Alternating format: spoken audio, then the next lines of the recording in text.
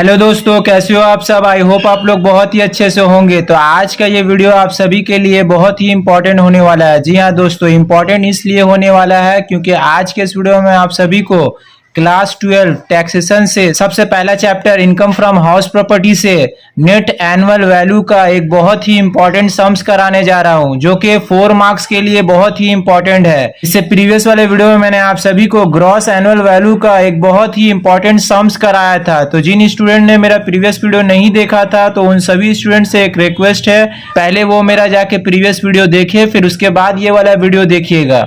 हम उस वीडियो का लिंक डिस्क्रिप्शन में भी डाल देंगे, आप लोग वहां से देख लीजिएगा। और मेरा पूरा प्लेलिस्ट में भी वीडियो डाला हुआ है। Class 12 taxation chapter 1 income from house property बोल के लिखा हुआ है। आप लोग मेरा प्लेलिस्ट में जाइएगा तो उस वीडियो को प्लेलिस्ट में भी जाके आप लोग देख सकते हैं। और एक बात मैं बताना चाहूंगा, जो स्टूडेंट को टैक्सेशन बहुत हार्ड लगता है तो हमारे चैनल को फॉलो करें। मैं यहाँ पर आप सभी को पूरा बेसिक लेवल से पढ़ाऊंगा। तो इस वीडियो को जितना ज़्यादा हो सके अपने फ्रेंड सर्कल में शेयर कीजिएगा। आप लोग जितना ज़्यादा हमारे वीडियो को शेयर कीजिएगा, उतना ज़्यादा ही मैं आप सभी के लिए वीडियो लेकर आऊँगा। तो चलिए without investing a time start करते हैं, क्वेश्चन पढ़ते हैं। Shri Amal Kar is the owner of a house in Kolkata. Compute net annual value of the house property for the assessment year 2015-16 from the following information. Net municipal value rupees 90,000, fair rent rupees 1,10,000, annual rent rupees 1,32,000, vacancy period 1 month, municipal tax 10%, unrealized rent 2014-15 6,000। तो देखिए यहाँ पे क्या निकालने बोल रहा है, Shri Amal car का हाउस प्रॉपर्टी का नेट एनुअल वैल्यू निकालने के लिए बोल रहा है। देखिए नेट म्युनिसिपल वैल्यू क्वेश्चन में दिया हुआ है रुपीज 90,000। तो देखिए इससे प्रीवियस वाले वीडियो में जो हम सम्स कराए थे उसमें ग्रॉस म्युनिसिपल वैल्यू दिया हुआ था, है ना। ग्रॉस म्युनिसिपल वैल्यू दिया हुआ था। इस क्वेश्चन में देखिए नेट म्युनिसिपल वैल्यू दिया हुआ है। तो जब भी नेट म्युनिसिपल वैल्यू दिया हुआ रहेगा तो उसको ग्रॉस में कन्वर्ट करना पड़ेगा। तो हमेशा सबसे पहले आप लोग देख लीजिएगा कि हाउस प्रॉपर्टी है कहाँ पे। अगर मेट्रो सिटी में घर रहेगा, मेट्रो सिटी यानी कि कोलकाता, दिल्ली, मुंबई, चेन्नई, ये सब जगह में अगर हाउस प्रॉपर्टी रहेगा तो उस केस में जो है जब भी नेट म्युनिसिपल वैल्यू दिया हुआ रहेगा तो उसको ग्रॉस में कन्वर्ट करना पड़ेगा। तो ये 90,000 नेट म्युनिसिपल वैल्यू दिया हुआ है, इसको ग्रॉस में कन्वर्ट करना पड़ेगा। और फेयर रेंट दे 1,10,000 और एनुअल रेंट दिया है 1,32,000, वैकेंसी पीरियड बोल दिया है 1 month, municipal tax 10%, unrealised rent भी दिया हुआ है 6,000। तो देख लीजिए इसका सॉल्यूशन। तो ये क्वेश्चन एचएस 2016 में आया हुआ है 4 मार्क्स का, बहुत ही इंपॉर्टेंट सम्स है। तो देखिए सबसे पहले ऊपर में लिखिए computation of net annual value of Shri Amal car A resident individual for the assessment year 2015-16। देखिए असेसमेंट ईयर कब का दिया हुआ है, 2015-16। तो 2015-16 लिख दिया। Relating to the previous year 2014-15। तो पर्टिकुलर्स रुपीज 2 कॉलम कर दीजिएगा।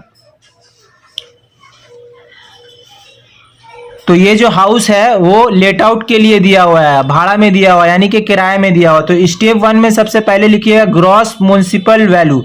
देखिए इस क्वेश्चन में ग्रॉस म्युनिसिपल वैल्यू नहीं दिया हुआ है, यहाँ पे नेट म्युनिसिपल वैल्यू दिया हुआ है। तो जब भी नेट म्युनिसिपल वैल्यू दिया हुआ रहेगा और हाउस प्रॉपर्टी मेट्रो सिटी में रहेगा, यानी कि कोलकाता, दिल्ली, मुंबई, चेन्नई में रहेगा, तो उस केस में जो है हमेशा हम लोग को कन्वर्ट करना पड़ेगा ग्रॉस म्युनिसिपल वैल्यू में। तो ग्रॉस म्युनिसिपल वैल्यू में जब कन्वर्ट कीजिएगा तो देखिए यहाँ पे नेट म्युनिसिपल वैल्यू दिया हुआ है 90,000 क्वेश्चन में। तो ग्रॉस में जब भी कन्वर्ट करेंगे तो 90,000 इंटू 10 डिवाइडेड बाई 9 कीजिएगा।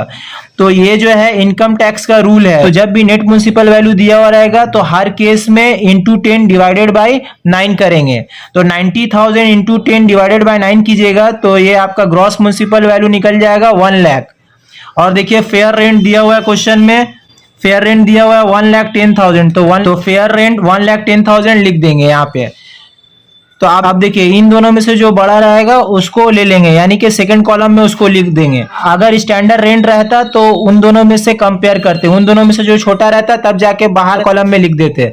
तो यहाँ पे देखिए स्टैंडर्ड रेंट नहीं है तो इन दोनों में कंपेयर करेंगे, तो 1 लाख और 1,10,000 में जो बड़ा रहेगा उसको सेकंड कॉलम में लिख देंगे। तो 1,10,000 बड़ा है तो 1,10,000 सेकंड कॉलम में लिख देंगे। और यहाँ पे लिखिएगा whichever is higher that will be taken as reasonable expected rent under section 23(1)(a। अब स्टेप 2 में लिखिएगा एनुअल रेंट। स्टेप 2 में लिखिएगा एनुअल रेंट। तो देखिए क्वेश्चन में एनुअल रेंट भी दिया हुआ है 1,32,000 और नीचे में देखिए यहाँ पे लिखा हुआ अनरियलाइज रेंट 6,000। तो एनुअल रेंट से अनरियलाइज रेंट जो है माइनस हो जाता है। तो एनुअल रेंट 1,32,000 है, 1,32,000 से 6,000 अनरियलाइज रेंट है यानी कि नहीं मिला है तो वो माइनस हो जाएगा। तो 1,32,000 से माइनस कीजिएगा 6,000 तो ये आपका आ जाएगा 1,26,000। अब इन दोनों में से जो बड़ा रहेगा, अब स्टेप 1 और स्टेप 2 में जो बड़ा रहेगा वो स्टेप 3 में चले जाएगा। तो यहाँ पे स्टेप 3 में लिखेंगे हायर ऑफ स्टेप 1 एंड 2। तो ये देखिए स्टेप 1 में था 1,10,000 और स्टेप 2 में निकला 1,26,000।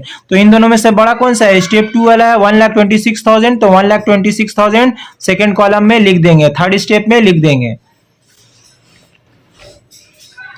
अब स्टेप 4 में आ जाएंगे। तो स्टेप 4 में लिखेंगे less loss due to vacancy period. तो देखिए क्वेश्चन में वैकेंसी पीरियड दिया हुआ था 1 मंथ, यानी कि 1 मंथ जो है 12 महीना में 1 महीना जो है घर खाली रहा, तो यानी वैकेंट रहा यानी कि खाली रहा। तो उस केस में जो है 1 महीना माइनस कर देंगे। तो देखिए तो सबसे पहले हम लोग को जानना पड़ेगा कि 1 महीना का रेंट कितना होना चाहिए। तो देखिए एनुअल रेंट कितना मिला था 1,26,000। 1,26,000 को 12 से डिवाइड कीजिएगा तो 1 महीना का निकल जाएगा। तो एक महीना का आपका निकल जाएगा 10,500। तो ये जो है माइनस हो जाएगा। तो स्टेप 4 में लिखिएगा less loss due to vacancy period.